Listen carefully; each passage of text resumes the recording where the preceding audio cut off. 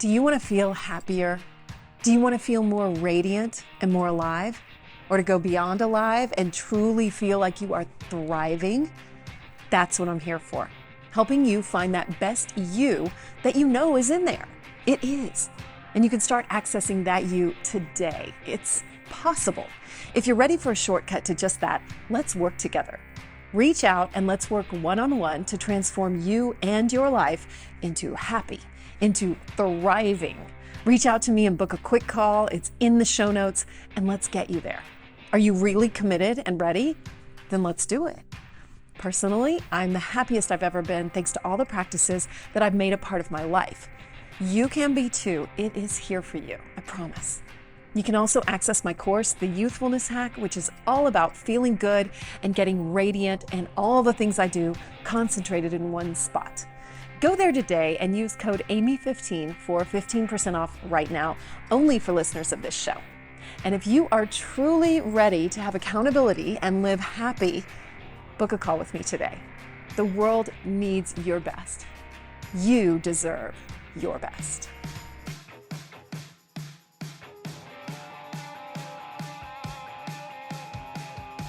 Hello, and welcome to the Amy Edwards Show. I'm your host, Amy Edwards, and I'm so excited today because we have a friend of the show who's dropping a new book that we've talked about a lot on the show, so I'm just so excited to delve in more deeply with her today. And I'm just so excited that you're here because we're all about changing our lives for the better here and living happily and more peacefully in this very moment. That's what it's all about. That is what it's all about. You know? So I talk about being our best self, but that doesn't mean we have to make any rules about it necessarily. It just means feeling good in this moment and optimizing life. So thank you for being here. And if you haven't reviewed the show, I would so appreciate it if you would, because those really make a difference as we're growing this show. So thank you so much in advance. All right, let's get to today's guest. Hello and welcome, Amanda Kuda. Hey there. Amanda Kuda, you are an alcohol-free lifestyle expert and coach and author of the new book, Unbottled Potential, Break Up with Alcohol and Break Through to Your Best Life. Yes. Yes, I am a living testament to your title. You are. Oh my gosh. I am just so proud of you and everything that you have awakened to in the last, what is it, year and a half now? A year and a half? Yeah, being alcohol free. Like right at 8, as this comes out, right at 18 months, I think. So wild. How do you feel? I feel really good. Mm-hmm. And it was funny reading the opening of your book because you're pretty graphic about the hangover that you had. Mm-hmm. And I mean, graphic meaning you describe it well. Yeah. And man, I really sat and thought about like how I felt when I was hungover. Mm-hmm. And I don't necessarily think about that when I think about having a drink, because I do think about having a drink every now and then. Yeah. But golly, when it's so miserable, Mm-hmm. did you relive that when you were writing? Oh, I it? did. Were And you when just I like, read it, in "Man." every moment, I just remembered, I start with this story of New Year's Eve morning. Right. So not New Year's Day hungover, New Year's Eve morning, because I went out the night Yes. before. I can totally and- relate, by the way. I've gotten so shit-faced the night before New Year's Eve. Yes. Because you're like ready to party. Yes, you're amped up. It's Yeah. going to be a long weekend. And Yep. I went out on one of those nights, expecting to have just a few. And we were here in Austin, and I had a few too many. And it ended up, we were downtown, we're dancing and having this great time. And then I wake up the next morning and I just feel debilitated. And I just remember, getting an Uber back to my car. And of course the Uber, like the curse of air freshener. He had like this pungent air freshener. And I just thought, oh my God, this is going to be the undoing of me. And I could barely hang on New Year's Eve. I maybe had like a sip of champagne. And then the next day I woke up to go meet all of my friends. And I remember having a couple drinks throughout the day, but intending to do dry January. I'm going to start on January 2nd because I wasn't brave enough to start on the 1st. Mm-hmm. But the whole day I barely drank anything because I just felt disenchanted. It wasn't even that I still felt a little hungover, but I also just felt like, what is this? Just a hamster wheel that I'm on. It's the same thing over and over. I don't identify as being an alcoholic. This was in my early 30s when I was just living kind of that social party lifestyle that so many of us become accustomed to. And it just felt boring and stupid. I don't know. I just didn't feel attached to it anymore. And it felt kind of scary because when you've lived your entire adult life in this persona of partying and hanging out and socializing and drinking, I kind of call it the Carrie Bradshaw lifestyle. Yeah. It is really scary to leave that behind. And yet I did. This is almost 7 years later. And I'm so glad because it's changed my life in ways that I could never have even imagined. Well, you're a trailblazer in this space because back then there was no in between. I remember for me, it was way before that, and I didn't stop drinking, but I remember having a moment where I was like, I have a problem, like there's something. And I talked to someone I was close with about it, and she was a drinking buddy too. Yep. But she really pushed back on me because she was like, you're not an alcoholic. You know, Right. like basically like I've known alcoholics and like almost mad at me, but there was no in between space to even talk like there was nothing, you Yeah. know, like, and you and at the same time some other people forged this sort of new way of looking at, hey, as your tagline goes, you don't have to have a problem with problem with alcohol for alcohol to be a problem in your life. Yes, nailed it. Yeah, it's Did I nail you it? did. Thank you Thanks. for my spokesperson, Amy. It is just I had to reckon with this this belief that I had an alcoholic stepmother for a portion of my adolescence, so I knew what alcoholism looked like. Like I knew what that was, and I was looking at my drinking habit, and I'm like, well, it's not that. So I didn't feel congruent with the options that were available, which was 12 steps, rehab, getting a sponsor, whatever. And even though those probably could have been helpful, I also felt inauthentic going to those places because I didn't. And, I know that if you go to AA, you don't have to say I'm an alcoholic, but it didn't feel inspiring to go into those places. Yeah. And so I don't talk when I go, really. Yeah, I just almost don't listen. feel qualified. You know what I mean? Exactly. Yeah. You feel like an imposter. Yes, but really what they say is the only qualification is the desire to stop drinking. Yeah. That's Totally. Totally. So, I mean, yes, we Yes. qualify. Yes, but, totally. And there's also this other, but Right. people stand up and say, my name is Amanda and I'm an alcoholic. Yeah. And that didn't feel congruent for Yeah. me. And I wanted to be around a community and around mentors who kind of had the same thing going on that I did. And what I was at my Google search bar looking up what to do, how to quit drinking if you're not an alcoholic. And this was 7 years ago, and there really wasn't much around. There were a handful of really, really amazing trailblazing women who were doing work in the space, but a lot of them still used recovery language. And that's still, I'm just really stubborn, Amy. So I was like, recovery, no, that's not it. And even though those resources could have been very helpful, I was really seeking for something specific. And when I couldn't find it, I just started to create it for myself. And, as I started to share about what I had created and what I was doing, I started to create a platform and a community and a career for myself. And I would have never imagined that, the book when I was in second grade, thinking to myself, I'm going to write a book someday. Why would, no, I think I'm going to write like an R.L. Stein, scary, scary kids book. And if this You turns still out, could. I You still never could, know. you never know, next book. But it turned into, I knew I was meant to write a book, and this kind of just plopped into my lap of this is what you're destined to do right now. And I'm really honored to do this work because I've seen in my life and the life of my clients and my friends how life-changing it can be to make this seemingly simple, yet not easy at all, solution or decision to change your relationship with alcohol. Yeah, it's not. I'm glad you say not easy because it's not easy. No. It's not easy. Yeah. It's been challenging for me in some different ways, some unexpected ways, and just things that you and I've had conversations about this because we're friends now, like things that have fallen away in my life that have made me like, what? Yeah. That make me want to go have a drink. Yeah. Yeah. Do you want to say what some of those are? Well, yeah. I mean, like my statesman job ended the day we recorded, and I committed to your 90-day challenge, which has now turned into 2-year challenge for me, or longer, whatever. The podcast network closed that day, which was really, like, in hindsight, I'm like, that's interesting. Yeah. And just like it's just been challenging, in like some ways of like navigating my own dreams, and surrendering. Yeah. I think it's very serendipitous, though, that all of those things fell apart when you chose to make the decision to show up for yourself, because I can sense that just being in similar positions in my past and working with clients who have dealt with similar places where their life was, falling apart or things were going less than ideal, you are so much more resource and capable to show up for yourself when you're clear-headed. And Truth. it's painful sometimes because you're not used to dealing with those emotions that of, failure, uncertainty, fear, whatever else was going through your head, because those are really, really intense emotions. And yet, look how much more powerful and centered and grounded you are on the other side of that, showing yourself that, hey, I'm Amy, I'm a badass. I can show up and feel through this stuff and make decisions and come out the other side so much stronger, rather than, the less empowering message of, I can't do this. I need to escape. I need to get out of this feeling. I can't handle this. I need to dull it down or numb it. There's nothing wrong with that, but you just chose a more empowering path. Yeah. And yeah, so well said. Yeah. And my moods have been more even. And I have been able to handle things that I know I would have probably fallen apart in a much bigger way. And I didn't have those hangovers. Yeah. Yeah. Which makes you even more capable the next day to deal with it. Like, what happens Big when time. you have a shit day and you drink, the next day it's just amplified. And because your brain's a little fuzzy, you're that much less capable to dig yourself out of the hole. My brain would get so fuzzy.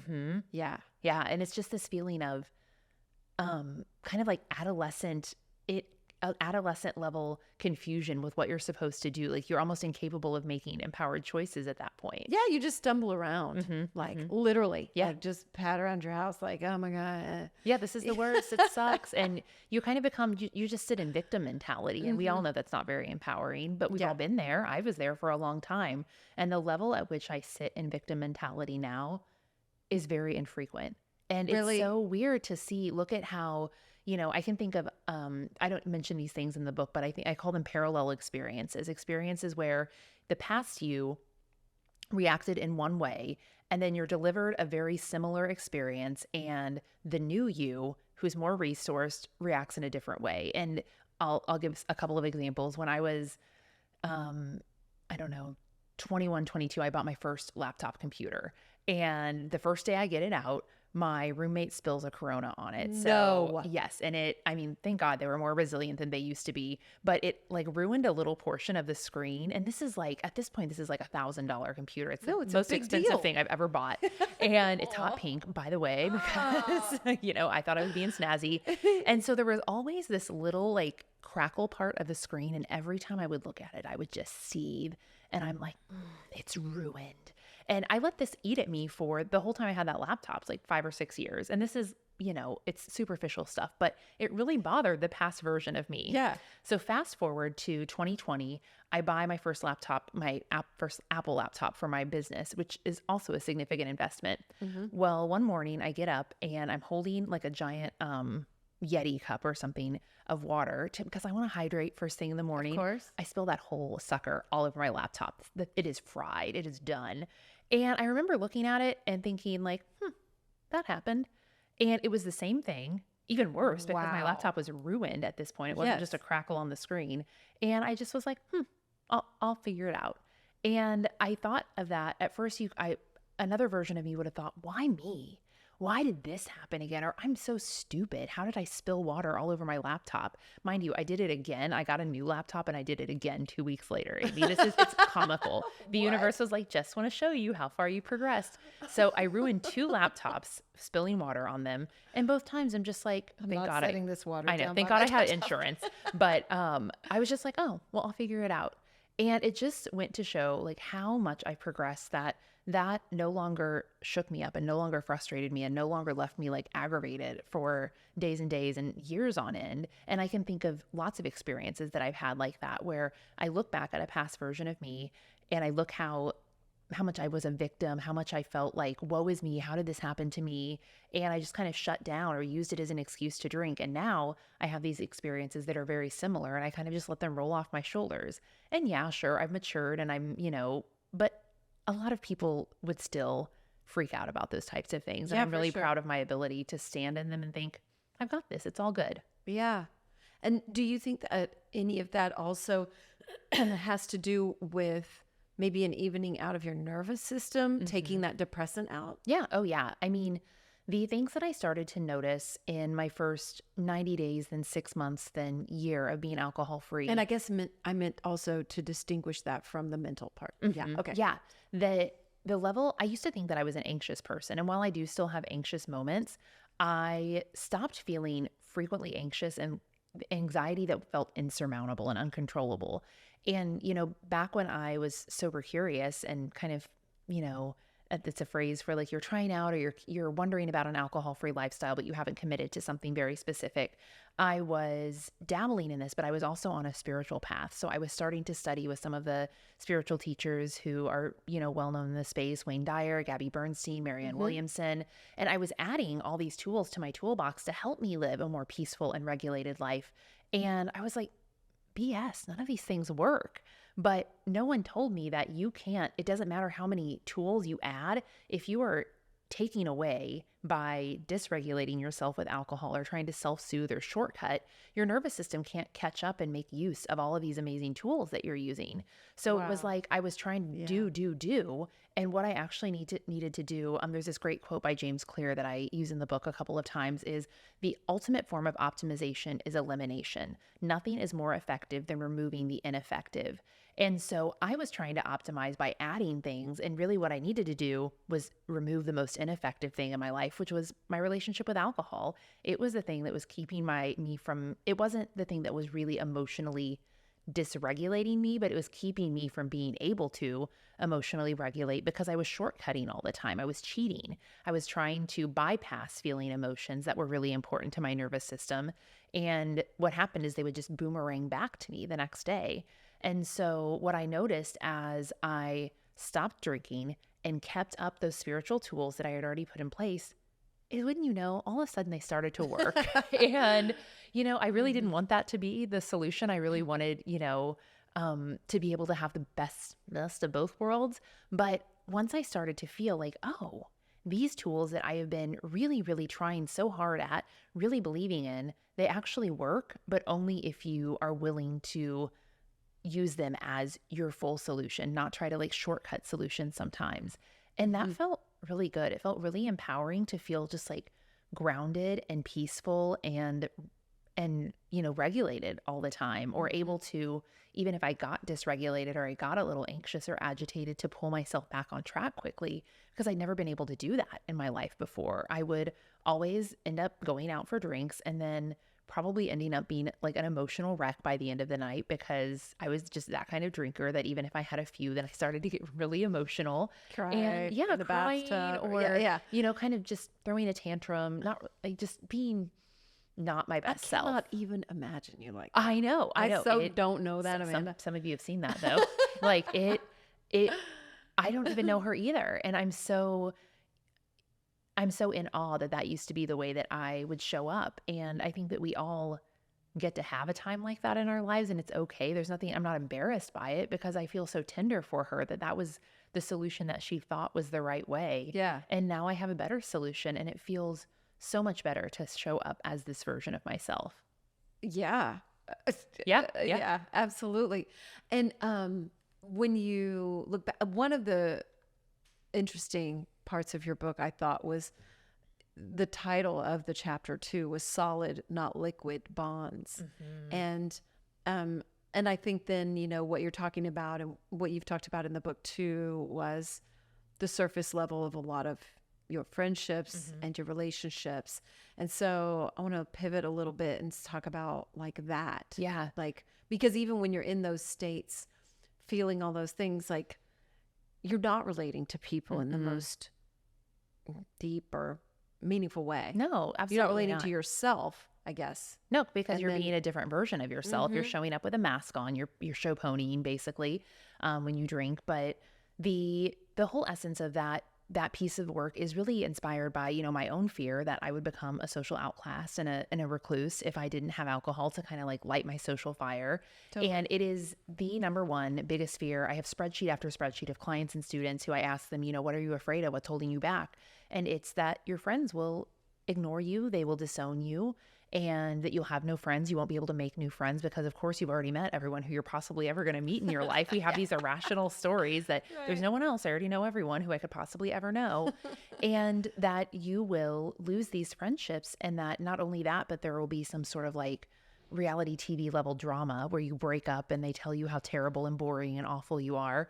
And the reality is, does that happen sometimes? Yeah. And that usually means that those friends weren't very good friends to start with if your drinking habits were the only things that were holding you together. Yeah. Right. And I'm sure you saw some of that in your life, that you had to renegotiate some of those relationships. Mm-hmm. Yeah. And yeah, I have one friend leaps to mind too, that we've just had a long pattern of drinking and together. And you know what, though, we do have more of a friendship than that, but it's still a little hard for her, I think, when I don't. And Yeah. I was with her not too long ago, and she and her husband were having drinks, and she was like, just have a sip, just have a sip. So I did. Yeah. I was like, all right. And I just had a sip. You told me sips don't count.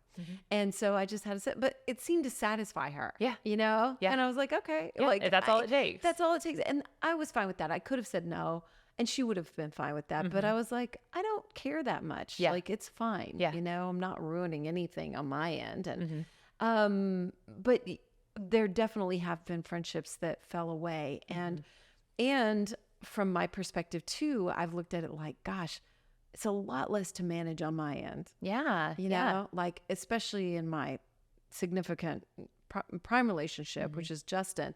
Like, sometimes I'll have a moment where I'm like, gosh, I wish we could just enjoy a glass of wine together.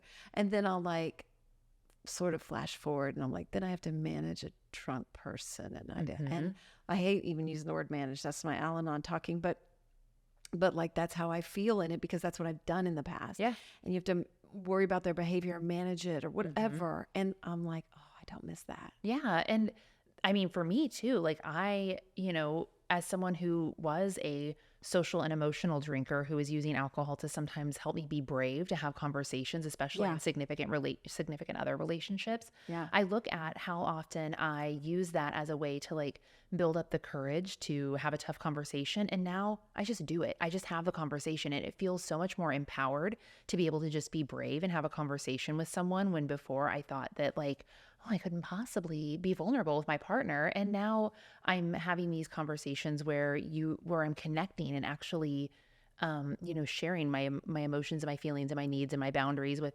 both romantic partners and friends. And before, I was just showing up however I thought I was supposed to be liked, to be loved, to be the life of the party, to be fun. And the reality is that most of those pieces are all within me.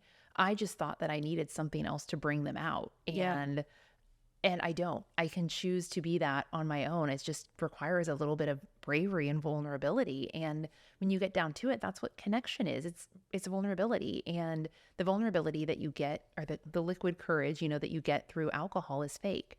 And so if you really want to connect with people, you have to be able to show up as your authentic self. And when I looked at all of the relationships I had forged as a drinker, most of them were superficial. Most of them were based on, happy hours and boozy brunches and gossip and complaining and, talking about reality TV. We didn't go very deep. And even though those people, there's nothing, I'm still friends with a lot of the people who I hung out with in my drinking days, but not at the same level. So I don't go out and do those things anymore, because for me, when I go out, I have this piece of that chapter that you're talking about that says, if it's not fun without alcohol, it's probably just not fun. Yeah. And I realized that so many of the things that I was doing seemed and appeared to be fun because I was numbing my mind down to make them fun. And that included the people I was hanging out with and the conversations I was having with them, and just the things we were doing in general. And when I took a step back from drinking, I did an experiment. I tried to keep doing those things. And what most people do is they'll make that mean that they don't want to go to the party or hang out or stay out late. They'll make that mean that they're not fun, when in reality, it's just you are doing something that's not fun, and it's no longer stimulating when you're in your full brain power. And that's okay too. And that doesn't mean the people who choose to do that are wrong or stupid or anything. It's just that you're more intelligent than that. And when faced with being in a situation where everyone else is kind of drinking to tolerate whatever you're doing, and you're no longer drinking, it becomes not fun. And so you do have to find other things to do and other ways to connect with people. And I think that's we sometimes just lack the creativity to figure out how to do that. Yeah. Are you ready to up-level your pleasure practice? I have in mind, and the main things that have helped me are the tools that I've found from wands. Wands creates luxurious products that encourage us all to honor our body, celebrate our sexuality, and live in pleasure, with more pleasure all the time. One of my favorites, if you listen to this show, then you probably already know, is the Cervix Wand. Wands has trademarked their #1 best-selling glass pleasure wand. It's for vaginal and anal de-armoring, and it's designed for cervical and G-spot stimulation. And let me tell you, it's incredible. It's helped thousands of women become more connected to their bodies and their pleasure, and supports them to heal pelvic pain through self-yoni massage, and helps awaken more pleasure. Just recently, I've ordered the Venus Wand, another trademarked wand from Wands, and it's designed to activate and awaken the G-spot and more. Also, don't miss one of their new offerings, which are free bleed blankets that can be used as waterproof intimacy blankets. They have a beautiful selection now available.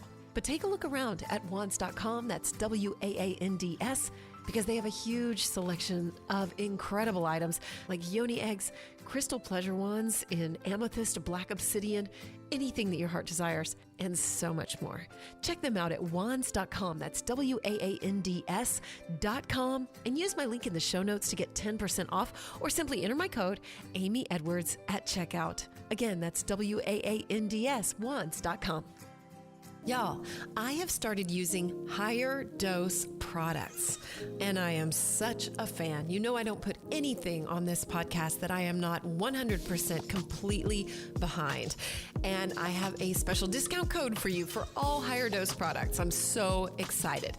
If you don't know, Higher Dose is a wellness company. They have wellness tech products, they have tools, they have supplements, and they have body care. They have so many things that are hot right now too, that are really biohacking and up-leveling our lives at home, which is really cool. They have an infrared sauna blanket.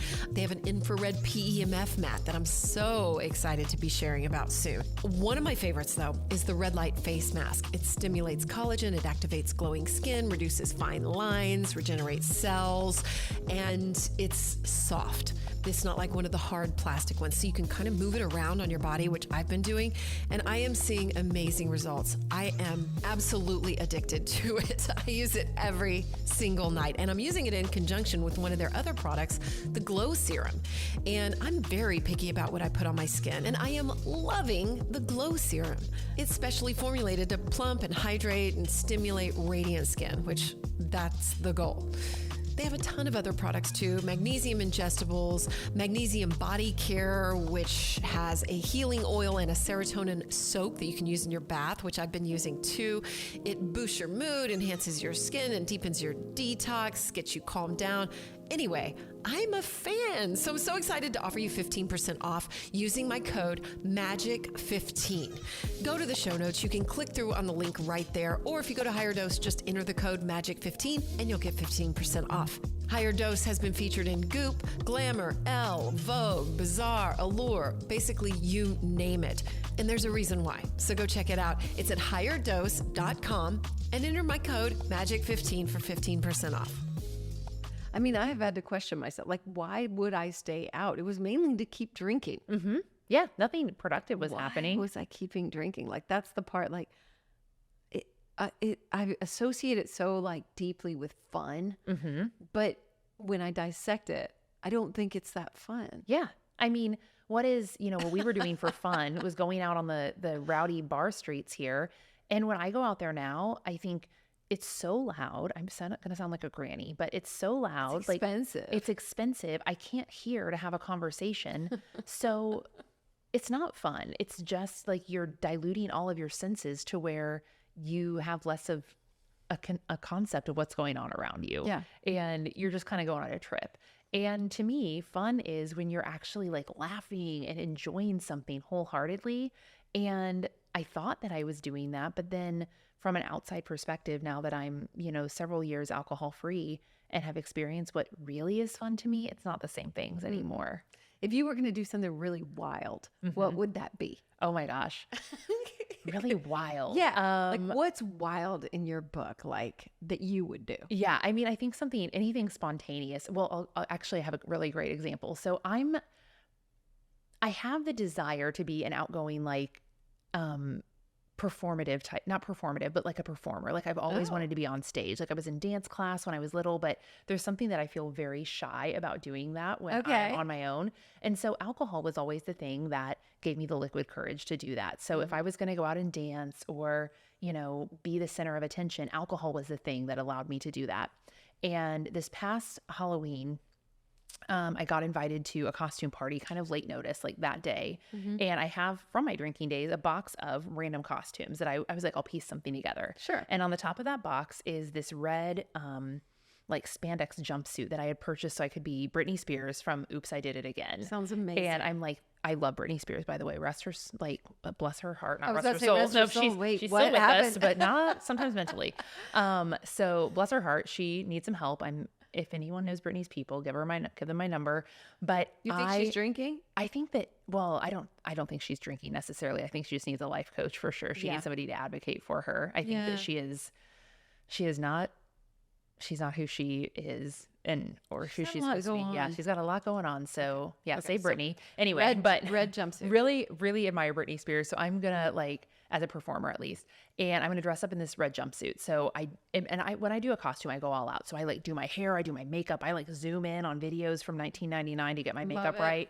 And I go to this party, and everyone is kind of in the age that would recognize that for the most part. And they're like, oh my God, are you Britney Spears? I'm like, well, yes, thank you for noticing. And we're getting ready to leave because we want to go home early. You know, we don't want to stay and party all night. And the host stops and is like, wait a second, we're getting ready to start the costume contest. Like, you have to enter.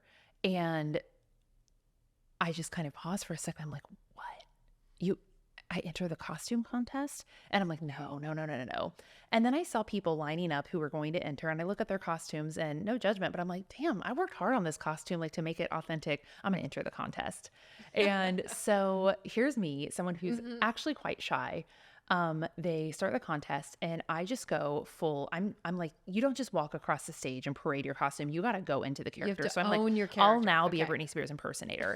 And so I just do it. I like go all in. They play some music for you? They don't play the music, but I like do the choreography that I remember. Okay, and good. And so I walk across the stage. I'm like, oh, thank God that's done. And then they say, well, hey, now we have our finalists. And I'm one of which I am one of them, of course. And so this time they do have a DJ. So I go up and tell him to cue up my music, and I like full on again perform as Britney Spears. And I'm just thinking, on what planet does sober Amanda do this? On what planet? And I won the costume contest. Yeah. By the way, I got 2 packages of premium beef jerky as a prize. But I think the lightest thing was, whoa, that was such a fun moment where like that was like very wild and spontaneous, super out of my comfort zone. And I just owned this part of me that I used to think that I needed alcohol to bring out. And it was just a really fun, exciting, silly moment. And it's things like that that I am able to prove to myself I don't need alcohol to have fun, be outgoing. I just don't. And now that experience is maybe a diamond, like, one out of a million, but it just proved to me that I don't need it anymore.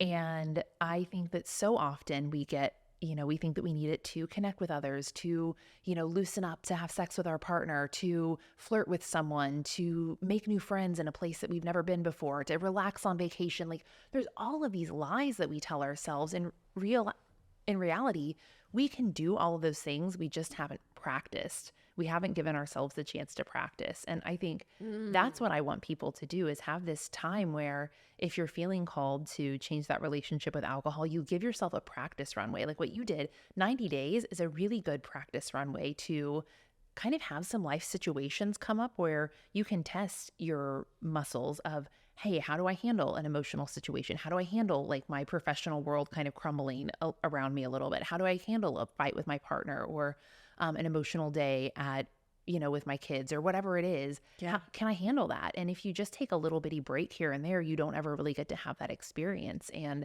I think that we are all so much powerful. The reason that I wrote this book is because I believe we're all so much powerful and capable than we give ourselves credit for, and that we let ourselves try out.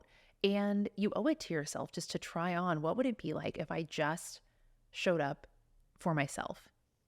And I found that that's really powerful in my life. Me too. Yeah. And I love that you just said you just need practice. Like it is like it's a practice. Everything is a practice for me anyway, but just relating it to like, oh, just like I think the word practice loses some meaning somewhere along the way because it gets used so much. Yeah. But like everything is a practice, meaning that you have to do it a few times to get better at it or to It's muscle understand. memory. Yeah. And I mean, I look at my kids and like I would, let's say, go somewhere with them, like a trip or something like that. And you expect your kids to have a good time not drinking. And yet, you know, the parents need a drink, yet I would need a drink. Like, Yeah. And I started to just even notice like those things. And I'm like, why can't I go back to my original nature, Yeah. which was not needing this? Yeah. And, you know, when I look at my kids, I'm like, yeah, they should be able to have a good time. And they do have a good time without alcohol. And yet somewhere along the way, it shifted to where I think I need it and associated those things so like hardcore in my head. Yeah. And so I just have to practice. Yeah. I think it's so unfortunate because, yeah, like you see your kids and they're able to have this beautiful, like creative, expansive time without alcohol. But there comes a point in our lives, especially for women, where we're told you have to shift and be an adult. Everything you do is for the purpose of A, B, or C. It has to be productive, you know, monetizable, whatever. You have to be an adult. And we lose that like playfulness and joy. So we think that we need a shortcut to get back to it. Yeah. And really, we just need to be brave and curious. And it's, yes. And also then we're told like when you get to this point, this is how you have fun now. Yeah. Yeah. Like this is what we're all sophisticated, doing. It's special. We save it for age 21 or, you know, whatever. Yeah. Yeah. And so like anybody waits till then, but you know, yeah. So I think that we're maybe all brainwashed too, to think like, oh, now I have fun in this way.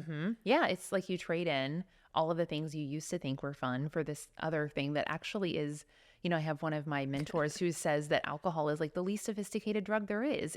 And not that she's advocating for all of the other drugs, but like there's so my many. favorite though. Yeah. I mean, completely. Yeah. It just takes away our need to be creative and figure out fun for ourselves. And I get it because no shame towards anyone who drinks. I did it for a really long time. And I think it's a rite of passage. I am not the person who says, teach your kids not to drink. What, you know, I think that the new generation coming in, you know, because you have kids in this age are kind of looking at alcohol as something a little more lowbrow and not exciting.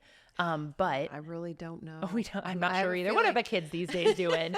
The new generations the younger generations are drinking a lot less. Like it's statistically proven. And I also think that it's a rite of passage. And so I think that the part of me that was found, you know, myself, or my coming of age story included alcohol. I think that's such an important part of my journey. And I think that, you know, it had to happen that way because I had to know what it was like to live that path in order to really realize how great the path is that I'm on now. It's just like this juxtaposition. That can apply to so much. It absolutely does. And that's the way we give ourselves grace. Yeah. Like, yes, I was a blackout drunk, but boy, did I need to walk that path.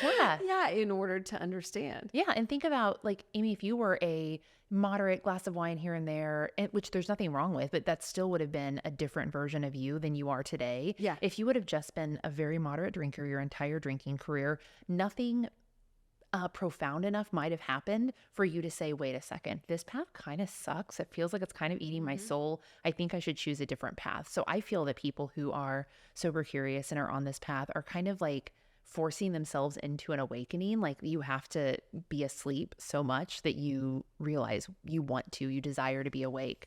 And if you're just kind of on that moderate path, sometimes I don't think you experience the consequences and the depths of how bad it can be enough for you to make a change. Oh, totally. And even then I thought maybe, you know, Justin and I were together probably a year and a half before I stopped. Yeah, that's right. Year and a half. And I still didn't do it much because he doesn't drink. Right. But I did once and he had to manage me and it was not good. I got mad and I pushed him in the face. Like, I mean, like, you know, like the drama and all that you do. And I'm still embarrassed. Like, I still feel like I need to apologize for that. Like, yeah. And I mean, like, I thought I could handle it and, you know, be cool and all that. But No, Yeah. At the there end were of still the consequences. Yeah, I at the guess end my of the point. day, I so bad wanted to be a moderate drinker when I first started out on this path. And the more that I'm not sure if I shared this on the last episode that we did together, but I remember this was a really profound moment. I was maybe 90 plus days into my alcohol-free journey.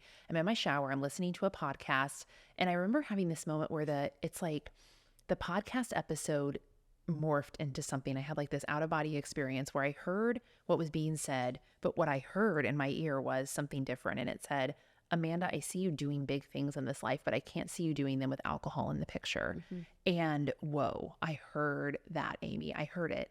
And it felt so true. It felt like, yeah, I am meant to do something bigger. I don't know what that is quite yet, but I believe it so profoundly. And I believe that voice. Like, I fell to the floor in my shower and was just kind of sobbing because it felt so empowering that, like, hey, now that this is out of the way, you are about to do something really massive. And I think, writing this book and the path that I'm on right now is part of that. And who knows what is even beyond that. Like right now, this feels really massive. And I think that there's still more to see and achieve. And I know that I would have never had the creative capacity, the ambition, any of the things that I needed to unlock that level of my potential if I wouldn't have quit drinking. And I just look at that as, wow, that was such a special gift that I had that insight to do something that's kind of bold and edgy. Yeah, you did. Yeah. I mean, and it's taking a leap because Yeah. you didn't even know what the outcome was going to be, Nope. except that you heard a voice. Yeah. And it was very vague. You're meant to do something big in this life. Thanks. What does that mean? I just had to trust because it felt so true.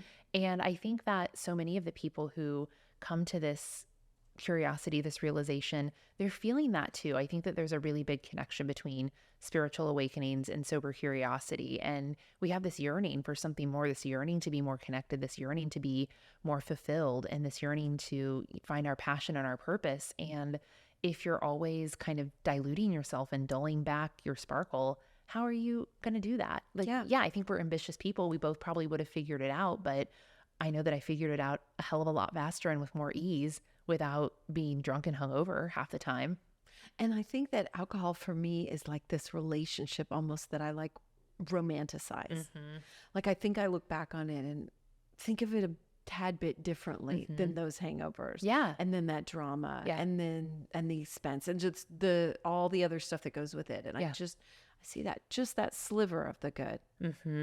I think that we all do that a little bit. I talk about alcohol as your toxic ex, that It really, that's exactly what I mean too. Right? Like, and you just see that one remember. time that he brought me flowers and we got in bed, you forget that, like the way he ghosted you afterward or whatever. Exactly. You forget all of the other times and you just want that good feeling back. But the reality is there's good and bad with any relationship. And at least in a human relationship, a decent or great one, you and the other person are doing work. In a relationship with alcohol ain't going to therapy. It's just, it's there, disrupting That's things. right. And you can work on yourself all you want, but that other piece of the relationship is bringing nothing to the table. Right.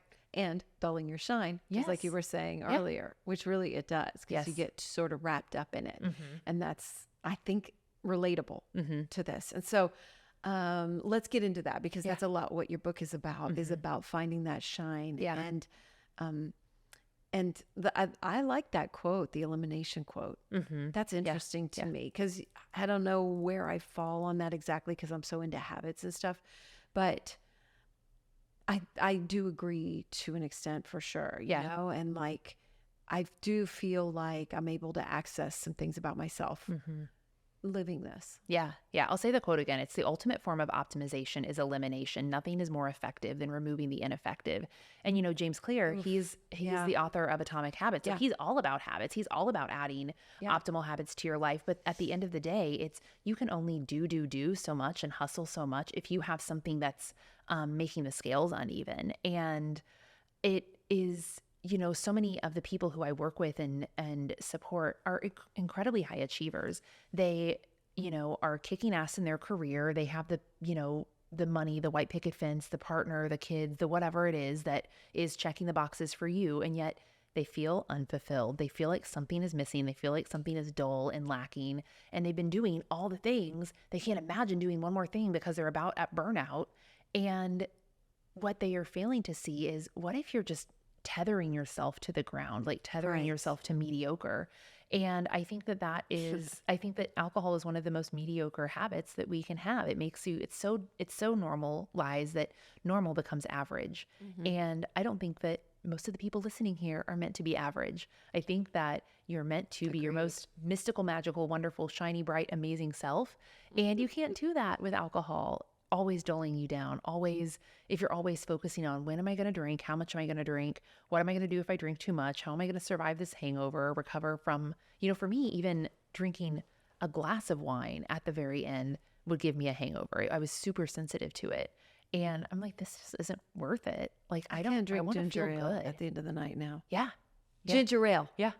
I had a hangover and I was like, okay, this isn't even, it's the sugar. It's, yeah. It's all the things. Yeah. It's just not great for us. I was pissed the last time I did that. And I was like, damn it. Yep. I mean, it kind of applies to any altering substance, really. I feel like, you know, like anything that we're counting on. Yeah. Or looking outside ourselves for something. I mean, Absolutely. it really does. We're tethering too. Yeah. Yeah. But I like that analogy too of tethering. Like, we're trying to fly higher, but you're actually like, you've got this rope. Yeah. Like anchoring attached. you to the place that you're at. And, I think that we are all meant to achieve whatever potential is meant for us in life. If that means, doing something really grand in your career, or just finding your calling and really feeling fulfilled and at ease with your life, or just feeling the most connected as possible to the people around you. Like, potential could mean, it's not just like hustle hard, be a badass. It is, what does it feel like to be fulfilled, the most actualized version of yourself? And I think that so many people get attached to, well, I should just be happy with good enough, or I've achieved so much. Like, obviously I'm doing pretty great. And that was me. Like, I was climbing the corporate ladder. I had a good job. I had a, healthy lifestyle otherwise. I had great friends, And yet I felt like I wasn't, like, the thing that I wanted was like out here, and I couldn't quite grasp it because I was being pulled back. And when I decided to quit drinking, it was like almost like a slingshot. Like, I'd been pulled back, and then I was just off. And everything that I wanted, everything that I desired, be it from my own emotional well-being and spiritual connection to my professional success, started to like be magnetized to me almost. Anything that I would have associated with fulfilling my potential just started to come to me with ease.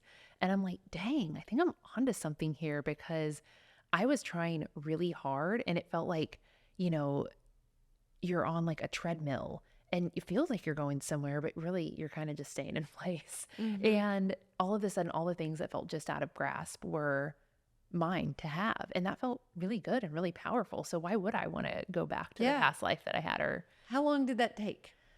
I think for it to start to get momentum, I started to see those things probably within 9 to 12 months. And remember, I did have a lot of spiritual practices already in place that were kind of like, trudging along.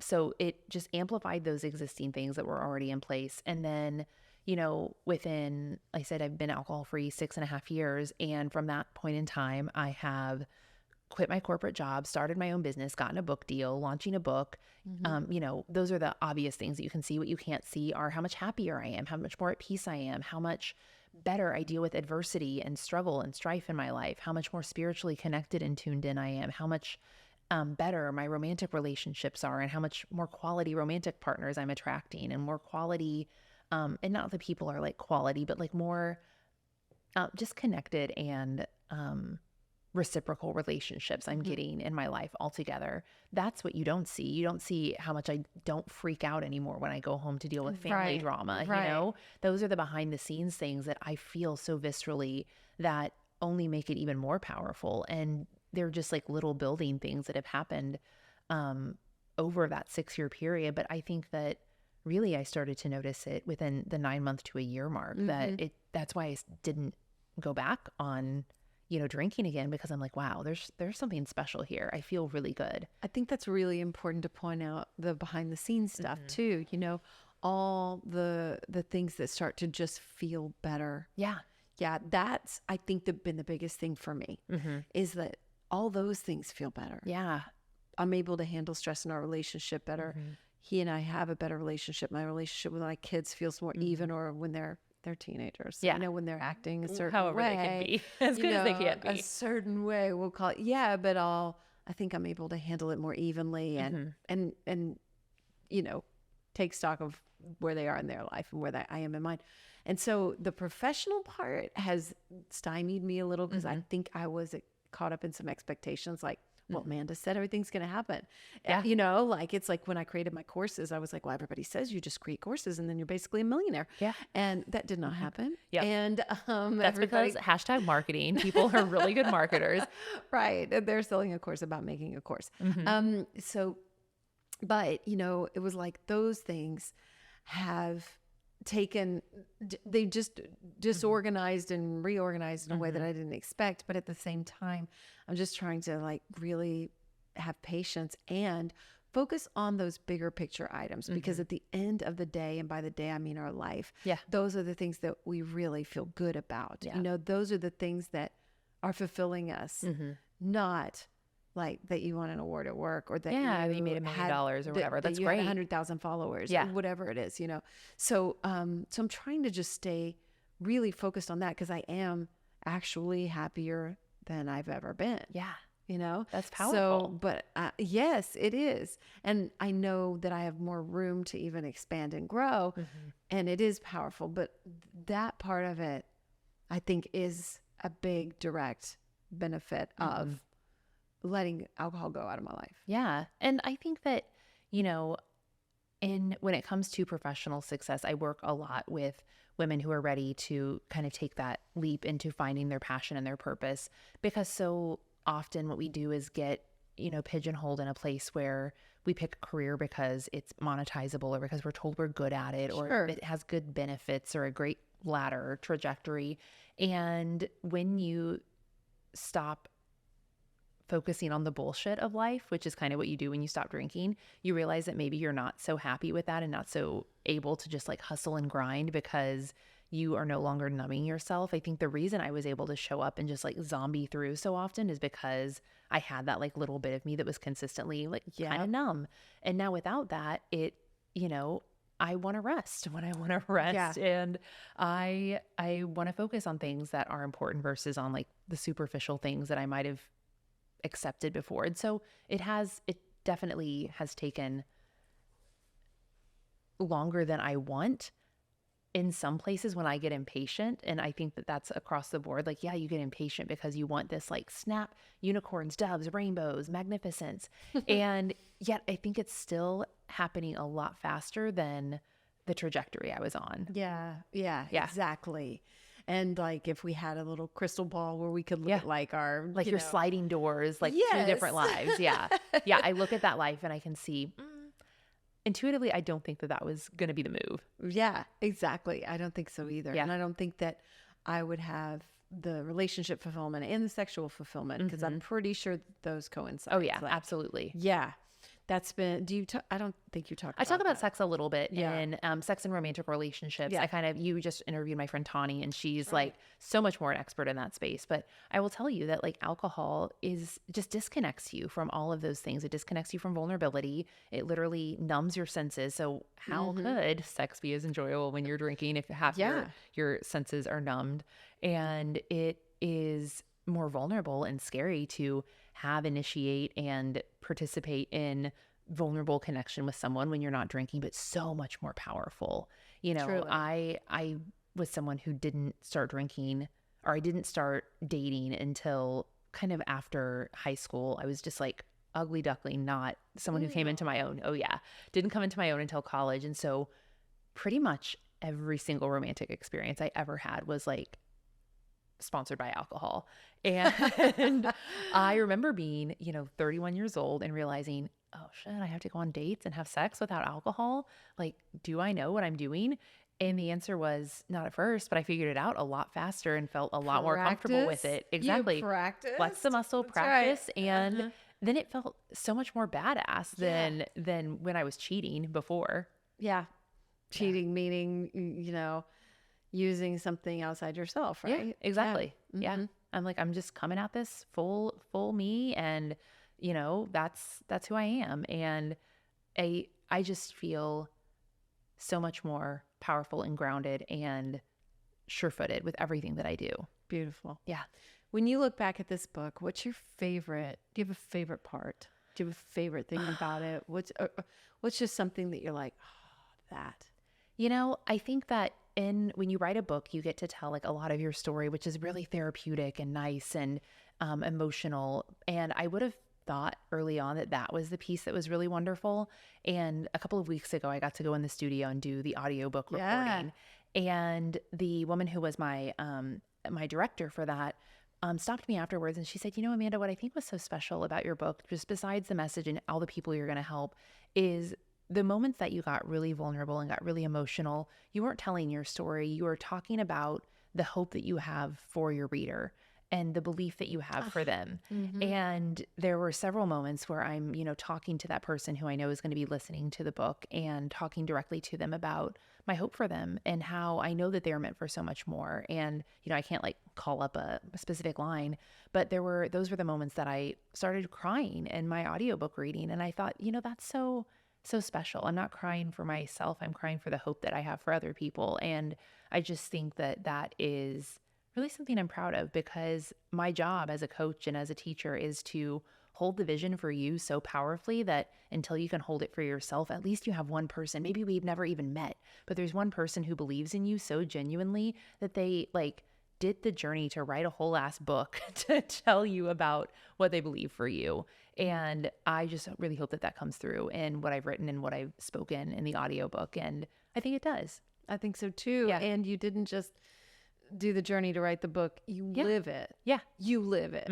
And so from your heart the potential that is there. Yeah. And so, that's the bigger picture. That's why you can feel it so hard, feel it so powerfully. Yeah. I guess is a Yeah. better I word. know what it's like to be on both sides of the coin. And I just know that anyone who's listening to this that is feeling kind of curious or intrigued or skeptical, even, that if you made it this far in the recording, you're listening still, that you're doing it for a reason. Yeah. And it's because there's something on your heart. And even if there's like chatter from that little like ego voice in the back of your head that's trying to talk you out of it, that anytime you have a dream on your heart or a vision for what your life could be like, it's there for a reason and it's there to be explored and expressed. And I wrote this book as a permission slip to people who feel hesitant and need someone to kind of like give them a little nudge in the right direction. And I hope that that's what this book does. I think it will. Yeah. I mean, it could not be more timely. Yes. This is a thing right now. We're moving in this direction, generally speaking. Yeah. I know I've had moments where I'm like, am I just being trendy? But I don't think so. Yeah. It's legitimately a good trend, and I mean, just let's point out that one of the things I talk about on this show so much is getting out of your comfort zone, because that's where our growth is. And when I reframed this to go, oh, this is way outside my comfort zone. Yeah. Like Fully. having sex without alcohol Uh-huh. was Yeah. way outside my So comfort much. zone. Dating or even just advocating for myself in those moments where I'm like, no, I'm good. Yeah. Like Yeah. don't. Setting a boundary. Yeah. Yep. Way outside. Oh, so much. Yeah. And that is, think of all the power, how much more powerful you feel when you've like add up all those moments that you've taken a step out of your Yeah. comfort zone. Like that's badass. And yeah. you're reaping the benefits of it. Navigating my 50th birthday sober. Yes, which is so fun. That was a big one. And I mean, I Yeah. had a moment the other day where I was like, maybe I'll have a sober decade. Like, I mean, I haven't done that since 0 to 10, I guess, Hey, and I'm sure you had a lot of fun 0 to 10. So why not? Yes. What I remember, it seems like I did. Yeah. So, I mean, I'm closer to it than further away. So, and I think I can't say how much I just appreciate the choice that I made for myself, because everything feels better. Yeah, it does. And, one of the things that it's been interesting too, because, I've pointed out a few things just from my own experience, and too, I've talked to you about it, but just of times when I've wanted to or something like that, or might have a setback. And I know you have something in your book about navigating some setbacks. Yeah. Can we talk about that Oh, just yeah. for a minute? Absolutely. Because there are, I think that the unique thing to keep in mind is that setbacks have just as much potential to happen on happy days as they do on gray days. And we can have just as much discomfort with our ability to feel happiness and joy and be in those like high vibe moments as we do with navigating the low vibe moments. So the biggest thing I would say for anyone to look out for is regulating yourself across the board, because I will tell you the times that I've been the most uncomfortable are the times when I've really spiked and it's been like a really on top of the world day. And then all of a sudden, it's kind of like the rock star effect, right? Like you go on the show or on stage and everyone's cheering for you. Then you're back in your hotel room. And that's why so many rock stars are using drugs, alcohol, whatever to come down, because it's like the juxtaposition of happiness and then mundane everyday life. Yes. Exactly. Like that's hard to handle. And so that's like a happy reason why we drink.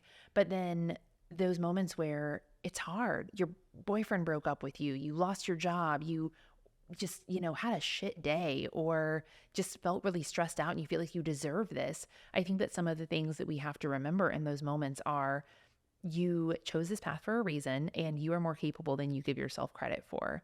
And that instead of just opting out of the human experience, if you can just give yourself a little bit of time, I offer a lot of tools for emotional regulation that are so simple. You don't want them to work. You don't. You want it to be harder than that. And I get it, because there are moments when I, turn to the tools that aren't very helpful too, which are like scrolling on my phone or eating or, whatever else, other types of escapism. But if I actually use the tools that I have, like, I talk a lot about journaling and different journaling exercises and ways in which you can experience your emotion and let those emotions be present.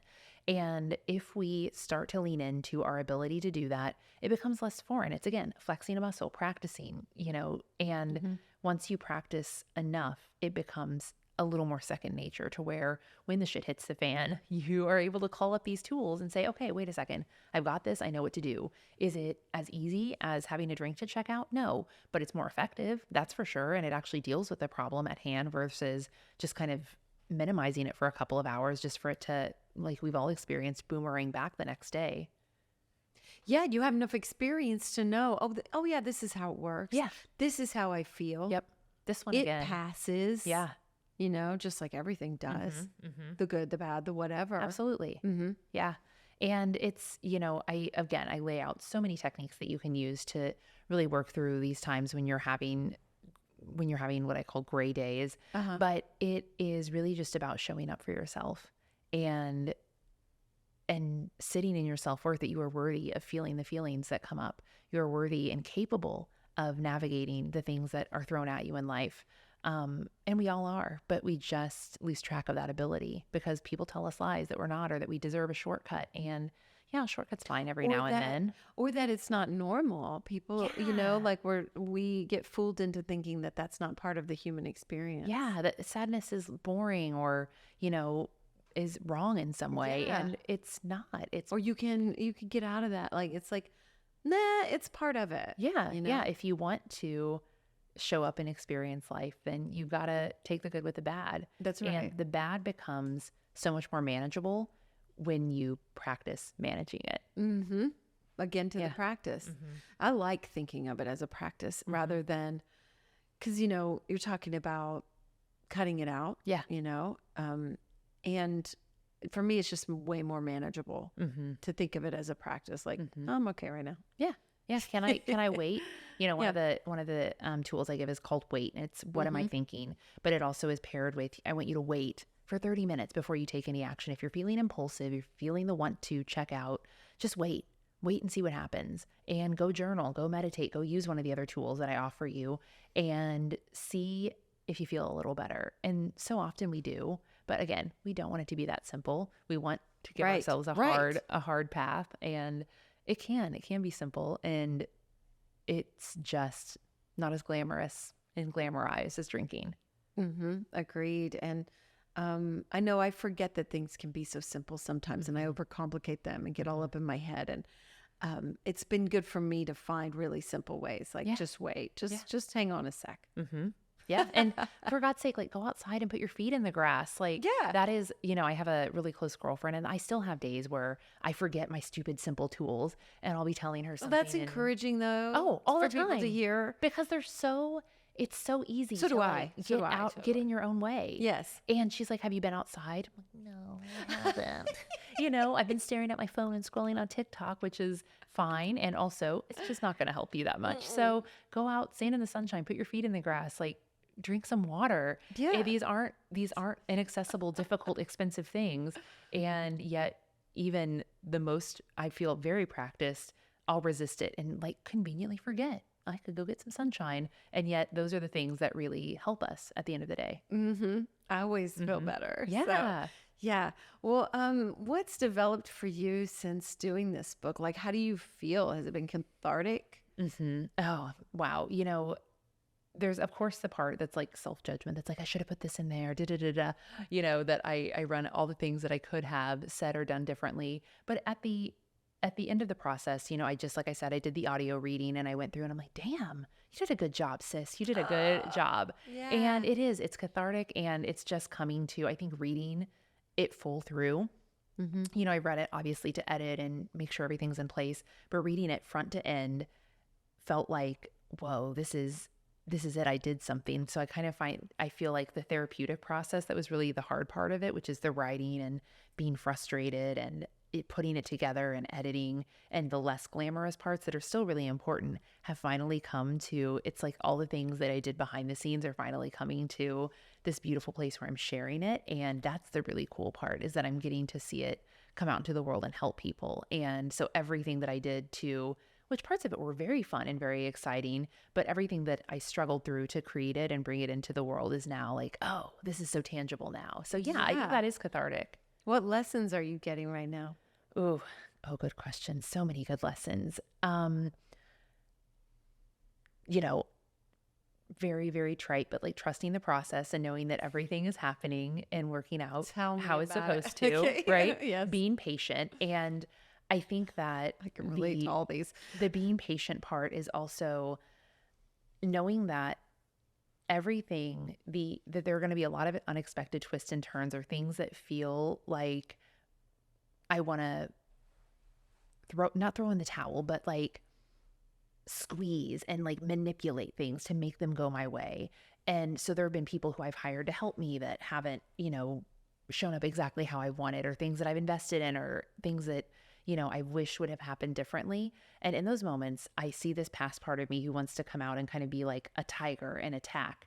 And I think that the thing that I'm proud of is I've been able to, I advocate for myself and I have boundaries, but I've been able to stop and say, I don't think that's the real me. I think that's a part of me that's like expecting chaos and trying to optimize for chaos. Like, it's like the very dramatic reality TV part that we're kind of taught to glamorize. And I always pause and I'm like, can I just sit with this and envision a positive outcome happening? Envision myself handling this situation with patience and ease and grace, and trusting that it's all going to work out. And every time I've done that, I've learned a tremendous lesson, and something has come to the surface that's really surprised me and delighted me. And if I would have done the other thing, which is like give someone a piece of my mind, which again, sometimes it's necessary to do that, but these were more senses of a very adolescent part that wanted to come out. And like, if you're watching the video, I'm like doing like tiger claws right now. Like, that's how I felt. Like, I want to come out and like claw at someone. And every time that I've taken a step back and just been patient, which again is a skill that I've learned through being alcohol free, something has surprised me. And that is really cool, and also really humbling, because the other part of you that wants to be the tiger has to realize, hey, well, look what happened now that you were patient. Yeah. And it's just a very adult moment. It is. It's very like regulated, rather than that satisfying urge to tell somebody off and all that kind of stuff. Yeah. Yeah. Yeah. I do it too. I do it too. I've noticed the same thing. Yeah. And it's humbling in a really happy way to see things actually work out better, because you didn't throw a hissy fit or go like Real Housewives on someone. Yank the tablecloth Yep, off and exactly. all the drama. No, I agree. And you know what? You just feel better about yourself. Yes. Yep. Like, Totally. at least And I do. And I know that I made there's a couple of situations specifically that I can think of that if I would have gone down path A, And I used to have this quote in my kitchen that our days are happier when we give others a bit of our heart instead of a piece of our mind. And that's so good. yeah, that's not verbatim, but you get the gist of it. And there are times when I look, if I would have done the give them a piece of my mind, how things would have turned out and how much better they were because I chose to give them a piece of my heart. And I just am really proud of that and have had better results also and created better relationships. And that's what matters at the end of the day. Does alcohol take you out of your heart? Yeah. I mean, I'm very good at being sarcastic or very like I can have a sharp tongue if I need to. And I think that drinking brought that out. It made me so much more impatient.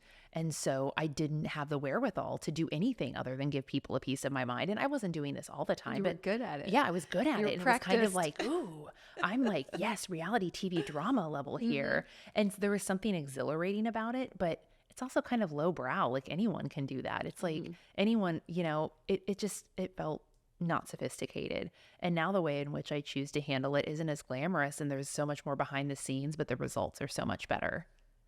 The results are better. Exactly. Yeah. Ooh, yeah. I don't think I really was relating those two things, but it's funny how alcohol can make you almost like have those big dramatic emotional moments, but maybe you're actually out of touch with your heart and your real emotions. I was just That's kind a of funny unenlightened. thing. Unenlightened. Yeah. And now I'm not saying like I'm an enlightened holy master by any means because I'm still very, very human. But I have more enlightened moments because I'm not escaping through alcohol. Yeah, you do. Oh, I think you do. Yeah. I mean, I bounced something off you not too long ago and I was feeling kind of fiery about it. And you just had such an even, balanced look at it that I completely changed my mind. You did. I know. I actually thought you were going to go a different way with that decision. And you did this complete 180. Yeah. I'm like, wow, Amy, look at you. I know. And I was like, wow. And I came in and told Justin, and he was like, huh? Yeah. And I was like, I know. Yeah. Isn't this crazy? You can just see it as other possibilities. Yeah, I know. It was a real surprise. Yeah. And, and it feels good to do that. It feels good. It does feel good. Well, what did you want to talk about today that maybe we didn't get to? Oh, wow. We covered so much ground. I don't even know. I'm glad you feel like we did. I know. I feel like we did too. I think we got to so much. I will defer to you if you have anything else that you want to wrap up with. But I feel, so grateful just to have had this conversation and kind of gone all over the map. Me too. Maybe I was trying to think about, once we unbottle our potential, like what's next? Yeah. Well, the thing that actually came up when you were mentioning that situation before that we had a kind of a side conversation on is that I am so much more intuitive. That was my intuition speaking, that like my inner wisdom when we were having that conversation. And I think that everyone can tap into that. We all are very intuitive beings. And I think that the people who listen to a podcast like this probably rank a little higher on that intuitive scale. And I think that the cool thing is that sometimes things just come through me that I didn't expect and that I didn't have access to before. And that is being in touch with my intuition and being able to speak through it and also not feel like a weirdo is really a cool part of being, in my full mind. Agreed. My intuition is like really pretty strong and I'm actually getting better at listening to it. It's so funny too. Justin was just going to take a trip and he was talking about some other people, whatever. And they were going to maybe split a house, whatever. Anyway, somebody was in on that, but he was going to call that person and see if they wanted in the house. And just immediately I was like, and I should have said it out loud, but I was like, I could see that person. They're going to want their own room, blah, blah, blah. And I just knew. And then today that is what happened. And I was like, oh, that's funny. Yeah. And it's just, it's again, a practice too of listening to it. But I really think that cutting out alcohol does take away that numbing thing. And I'm way, way more in touch with it just to know little things off the bat. Oh yeah. And it feels really cool. It's just, I can't speak enough about how much more of me I feel like. Do you have little ways that you test it? And the reason I'm asking is because I have a little way that I test it. Like I've started to test it all the time. Okay. So tell me your way. I don't know if it's intuition, but it's like something, I play the Wordle. Oh, okay. Do you play the Wordle? I don't, but I know about the Wordle. Yeah. while I play the Wordle, but sometimes I'll just sit and stare at the letters, and just see what comes up. And like, I'll guess it like in two, like really fast. And like, I'm like, wow, that's fun. Like I'll get so close and I'm like, huh, and I think it's just like that intuitive thing. Like we have a lot more, well, if time isn't even real, like, we can tap into a lot of different things if we'll just try and exercise that muscle and like get more in touch with listening to it. Yes. Yeah. Oh, I love that one. I think that like it transcends intelligence though, because like we're trying to use our intelligence to get out the combination of the letters, but you're using something different. It's like you're viewing it through a different lens. Yeah, I am. And then I think that anytime that we're exercising those muscles, it's going to spill over into our life. Oh, absolutely. And you just, you react from a point of not fear, which is what a lot was being guided by before, and anxiety. And instead of like, does this feel wrong because it's different and I'm scared, or does it feel wrong because it's bad? And I'm able to discern between, and kind of like what I was saying, when I like decide between giving someone a bit of your heart versus a bit of your mind, the piece of me that wants to give a bit of my mind is reacting from fear. It's scared.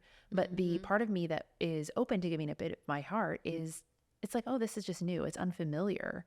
And I think I'm supposed to do something else because I've never done this before. Yeah. And now I can react and say, okay, my intuition says it's scary, but it's okay. Yeah. And it's just, it's really cool to be able to tap into that. So I think that that's been a big part of me. I don't delve into as much the spiritual piece, but I do. I'm a very spiritually focused teacher. And I think that that's kind of the next iteration of the things that I'll start to share, are more of that spiritual piece and spiritual practice. Oh, okay. Yeah. There we go. Stay tuned. That's right. Yeah. That's after my R.L. Stein themed book. After your series. Yes. Based on Goosebumps. Is that Goosebumps? Yep. Yeah. Exactly. Exactly. All right. Well, what does everybody need to know? Let's see. Yeah. Well, how they can get the book. Everything's in the show notes. Yep. Book is out this week, October 3rd. And so you can buy it wherever books are sold. Okay. And if you buy it and head to my website before October 7th, I'm doing a live launch event. I'm going to have some celebrity guests, and we're just going to dive in and do some things that are kind of off the grid and behind the scenes, dealing with the book content. So if you're listening live-ish, you can attend that. And if not, I would just be so grateful if you get a copy, audiobook, Kindle, whatever floats your boat, and just see if it resonates with you. I would love to listen to the audiobook. Yeah, I think it's going to be really good. Oh my gosh, I'm happy for you about that. Yeah, just in your own voice. It was so fun. I was the kid who wanted to read the longest paragraph always in grade school, and this was like an 18-hour paragraph that I got to read. You just, it was when like we my sat childhood down, you were like, dreams. I love my voice in the headphones. Yeah, it feels so nice. It's like very soothing. So clearly you don't have a problem with the sound of your own voice. No, I thank don't goodness. either. No, thank goodness. Yeah. So everything will be in the show notes. Everything in the show notes. And if somebody, are you still coaching? Like if somebody wanted to work with you, that's an option. I have a signature program for anyone who is sober curious or new to the alcohol-free journey, and that's called Awaken Without Alcohol. And it's the program that I really wanted when I was quitting drinking, because it has a super spiritual focus. And then I also work privately one-on-one with women who are already alcohol-free, who want more of mentorship and just continued support from someone who gets it and knows how brave and badass it is to navigate life alcohol-free. So those are the two options right now, and who knows what in the future. Thanks for being that for me. Yes. Yeah, thank you. Because of course. If I hadn't met you, I don't know that I would have done this. I know. I'm so proud of you. And now we're great friends, and kismet. Life-changing. Yeah. I know. Great. You're a great friend. You I mean, like, and maybe that's something else to come out of this. You are a great friend. Like, it makes you a better friend, probably. So much better than I was before. 100%. Yeah. And so I'm really grateful to know you. Me too. I mean, when you left that day that we did our first podcast, I was like, let's be friends. Yes. And look at us. And here we are. Yes. I think I said, I want to be your friend. Yeah. So thank you, because this has been super life-changing for me. So I'm glad that you're back and that we got to discuss this some more.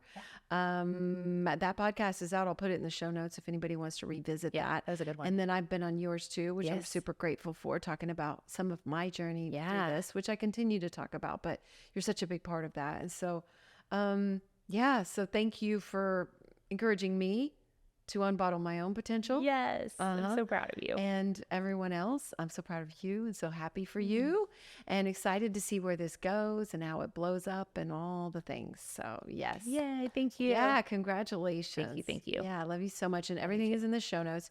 Everything is in the show notes for you guys. And I don't know. I just, it's been an interesting journey. I don't know if you are sober or sober curious or not. Doesn't really matter. It's okay because it's all part of your journey and it's all about giving ourselves compassion for where we're at right now. And I don't know where my journey is going to lead. You know, there's some days when I think, oh, I'll probably have a drink again. And then there's some days when I'm like, nah. And then there's some days I don't think about it at all. And it doesn't matter. It doesn't matter. Well, our journey is just our journey. And we're all just here to learn whatever it is we're going to learn. And, but this is certainly an interesting thing to explore. And so it's been fun to push myself out of my comfort zone. So if you're into that, I would say go for it. So thank you for being here. I'd love to know what you thought of it. I know on Spotify you can write questions, you can write comments.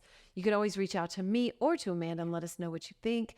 I'm at Real Amy Edwards on Instagram. That's an easy place to find me. Or you can reply to my newsletter, amy@amyedwards.com. You can sign up for the newsletter. You can reply to it anytime, or you can just reach out and email me. And yeah, I guess that's it. I'm just so happy that you're here. Thank you for being with us today. Be sure and pick up Amanda's book or listen to it. And I'll keep you apprised of my journey. Don't worry. So thank you so much. Till next time. This has been the Amy Edwards Show from Overcome Studios. Remember to rate, review, and subscribe. And thank you so much for being here. Sign up for our newsletter at amyedwards.com.